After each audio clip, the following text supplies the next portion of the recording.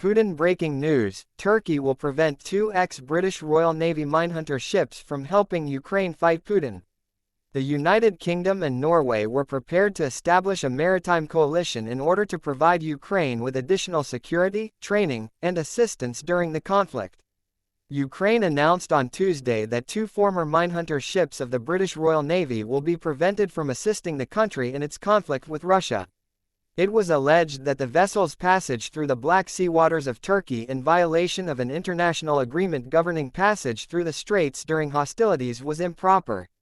Less than a month after the MOD announced it would be forming a maritime coalition with Norway to deliver aid, the blockage occurred. The ships are former Royal Navy Sandown-class minehunter vessels, HMS Grimsby and HMS Shoreham, according to a MOD spokesperson who spoke with The Sun online. They claimed that last month, at a joint press conference confirming the transfer, the chief of the Ukrainian Navy explicitly addressed this matter. Minister of Defense Grant Shapps announced on December 11 that the United Kingdom would transfer two minehunter vessels to the Ukrainian Navy in an effort to bolster the country's maritime operations during its conflict with Russia. Long-term support for Ukraine was the intention of the new coalition, according to a statement from the MOD. This encompassed infrastructure, training, and equipment to bolster security in the Black Sea. The Turkish presidency, however, has stated that as long as the conflict in Ukraine persists, it will deny access to the Bosphorus and Dardanelles Straits to the vessels. Amidst the conflict, Ankara maintains cordial relations with both Moscow and Kyiv. The statement further stated that Turkey, impartially and diligently, implemented the 1936 Montreux Convention with the aim of averting a military escalation in the Black Sea. Commemorated by Russia's incursion into Ukraine in 2022, the accord effectively obstructs the passage of military vessels belonging to the belligerent factions.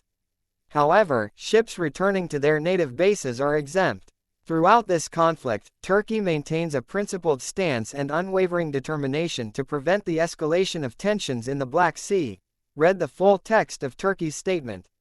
We have communicated to our pertinent allies that for the duration of the conflict, the mine-hunting vessels that the United Kingdom donated to Ukraine will be unable to traverse the Turkish straits en route to the Black Sea.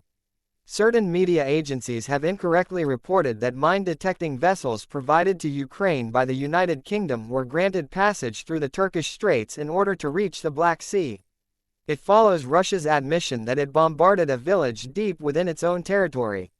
Around a charred crater, structures were obliterated by the catastrophic error. At least 6 residences were destroyed in the destruction captured on camera in Petropavlovka, Voronezh region, situated 95 miles from the Ukrainian frontier. A half-street was left in ruins.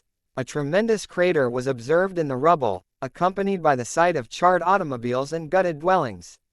The inhabitants of the village, which numbered 4,819 individuals in total, were evacuated and subsequently relocated to impermanent accommodation facilities.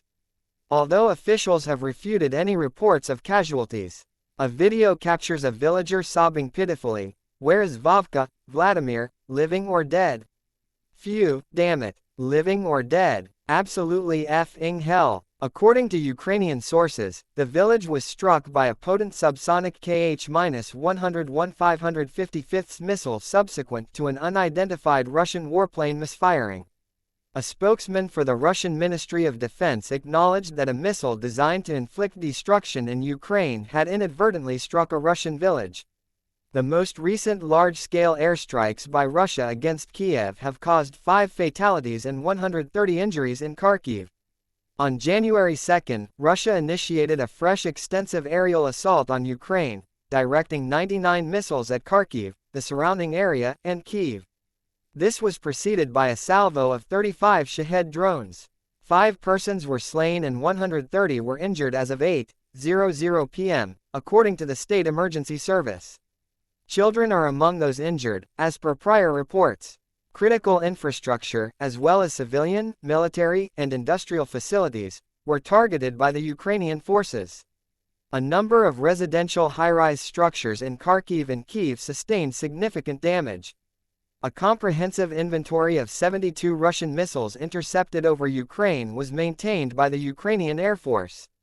Among these were 3-caliber cruise missiles, 59 Kh-101, 555 55th cruise missiles, and all 10 Kh-47 M2 Kinzhal air-launched ballistic missiles.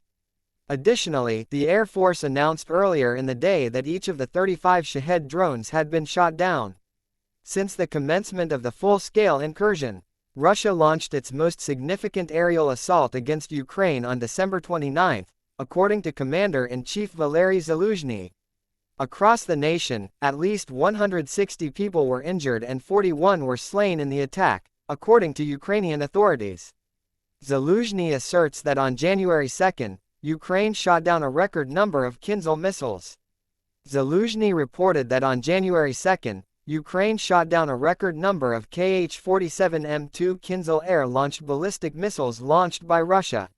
All 10 Kinzhal missiles that Russia launched on January 2 were intercepted by the Air Force using Patriot air defense systems fabricated in the United States. Zaluzhny wrote on X, formerly Twitter, that the repercussions would have been calamitous had the missiles struck their intended targets. Zaluzhny expressed gratitude to Ukraine's allies for supplying the air defense systems, but stated that additional systems are required.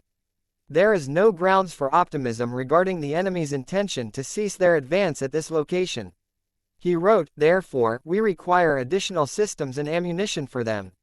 Forbes estimates that on January 2, Russian forces launched at least 99 missiles of various varieties and 35 Shahed, kamikaze, drones against Ukraine, at a cost to Russia of roughly $620 million. According to estimates cited by Forbes, the following Russian cruise missiles and drones are priced as follows. 1-caliber cruise missile costs $6.5 million. 1 Kinzhal ballistic missile costs $15 million. 1 Iskander costs $3 million. And 1 Shahed 136 drone costs $50,000. The media reported that Forbes ascribes an approximate $620 million total cost to the missiles on account of the uncertain distribution of each variety of missile. Zelensky, over the past 5 days, Russia has launched at least 500 missiles and drones at Ukraine. In the past 5 days, Russia has attacked Ukraine with at least 500 missiles and drones, according to a phone conversation between President Volodymyr Zelensky and UK Prime Minister Rishi Sunak on January 2. Zelensky and Sunak engaged in a discussion regarding the enhancement of Ukraine's air defense several hours subsequent to Russia's subsequent massive air assault, which resulted in the loss of 5 lives and the injury of 130 others, including children. Presidential office stated that Zelensky and Sunak discussed the Ukrainian military's long-range striking capabilities and other imperative requirements for ammunition and armaments. Reportedly, the call also centered on a security guarantees for Ukraine bilateral agreement between London and Kiev. The forthcoming Davos meeting to discuss Zelensky's peace formula, and the Global Peace Summit. Baltic leaders urge Ukraine to acquire additional air defense systems. Lithuanian President Gitanas Nausėda and Latvian President Edgars Rinkevičius both advocated for additional air defense systems to be deployed in Ukraine earlier in the day. The Ukrainians perform admirably with the air defense the West has supplied, but they need more, Nausėda commented on X, air defense systems to Ukraine now. Additionally, Rinkevičius penned, the Ukrainian air defense is effective, but Ukraine needs more assistance. Rinkevičius wrote on X, New Year's celebrations have concluded, the West must now take matters seriously and act. Rinkevičius penned that this morning witnessed an additional round of heinous Russian airstrikes against Kiev, with once more, innocent civilians falling prey to Russian terrorism.